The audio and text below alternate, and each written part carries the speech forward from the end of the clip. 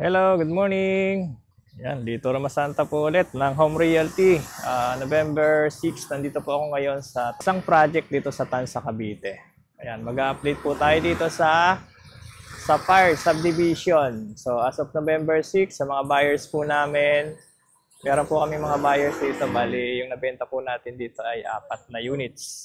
And sa mga gusto pong kumuha dito sa Tansa, Cavite. Location po nito dito sa Barangay Santol dito sa Tansa, Cavite.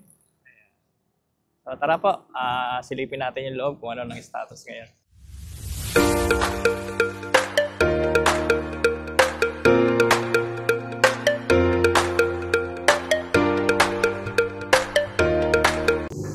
So ayan nga po, ito yung sa Fire Subdivision dito po sa Tansa, Cavite. Mag-update lang po tayo. Location ito sa Barangay Santol dito sa Tansa. Pakita ko po sa inyo yung Barangay Road dito. Barangay Road po yan, papunta ng Tejero, ng SM Tansa. Ayan, palabas po ng Cavitex. Ito naman sa going to 13 sa Gen 3. Parang lusutan po yan. Tapos ito yung entrance. Okay po. So ngayon kasi, nung nag-vlog ako dito, wala pa semento. Ito yung pinaka-right of way nila. Papasok ng konti. Yan, sa mga naghahanap dito sa Tansa, ayan, sa Fire. Sa ngayon po kasi 5,800 yung monthly equity dito sa sa monthly DP na babayaran nyo sa loob po ng 18 months. So mura pa siya. Dati po kasi nasa 4,000 lang to. So syempre na-develop yung site, tumaas ng konti yung equity. So monthly amortization sa Pag-ibig, kasi Pag-ibig financing lang po ito, nasa 14,000 siya. Bakit po 14,000? Malaki po kasi yung bahay nito. Ang floor area po kasi nito 58 square meter, may parking. So kayang-kaya ng 3 bedrooms. Ayan. Sa ngayon, November 6, ito yung status. So semento na yung yung pinaka-entrance natin. Pasok lang ng konti. Ito na yung site. Ayan. Dati kasi, wala pa po talagang gawa dito. So makikita nyo, ito talagang area na to, tinambakan nila.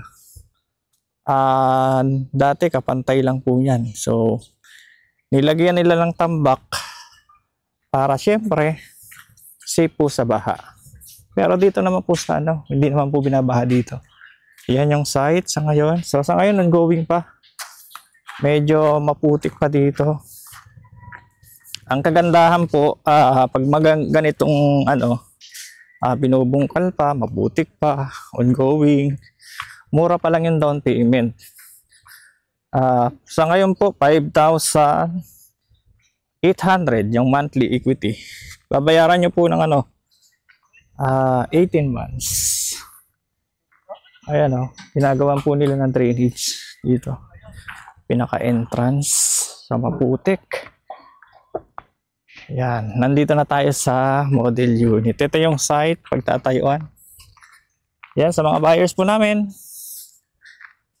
Ito na po yung sa Fire Subdivision, yung kinuha yung bahay dito sa Tansa, Cavite. Karamihan po ng buyers natin dito OFW. Kasi nga po yung required income nito ay nasa 40,000 plus. Ito yung site. So, pansin nyo po, ang taas talaga ng tinambak nila para safe sa baha. Although hindi siya binabaha, pero tinaasan pa ng developer. Ito yung turnover po. Ayan, ganda. Meron pong parking yan. Tapos, provision ng pinyat, Koy. Yan. Dito muna tayo sa site. Check natin yung kung may mga tinatayo na ba dito.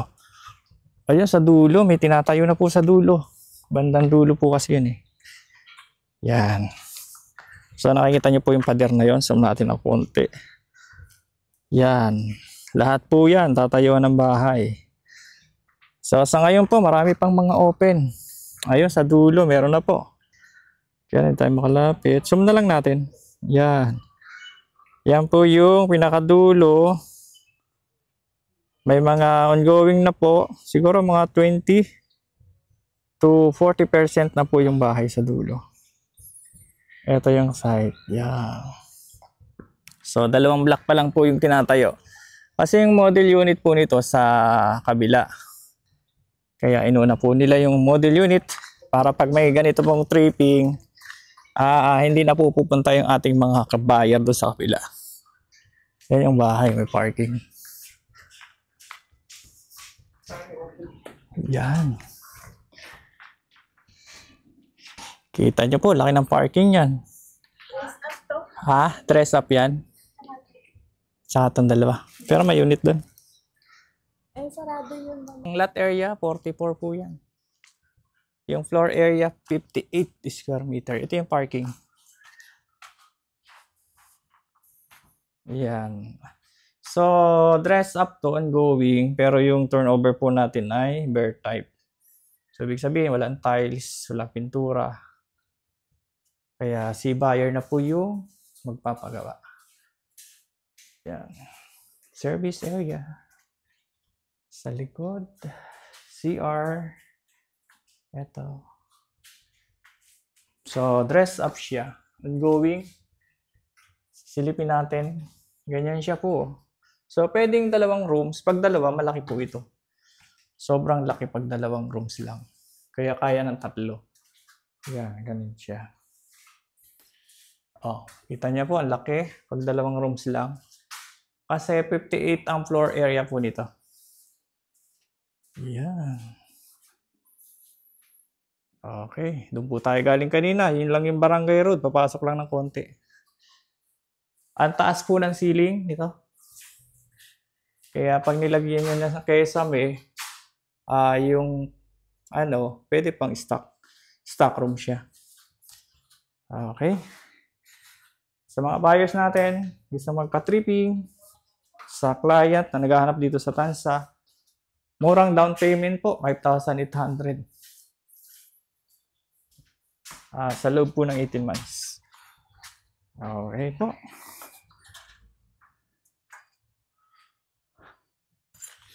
Okay ka na? Okay, yun lang po yung ating update dito sa Far Subdivision dito sa Tansa, Cavite. Mag-update ulit po tayo dito. So, thank you and God bless.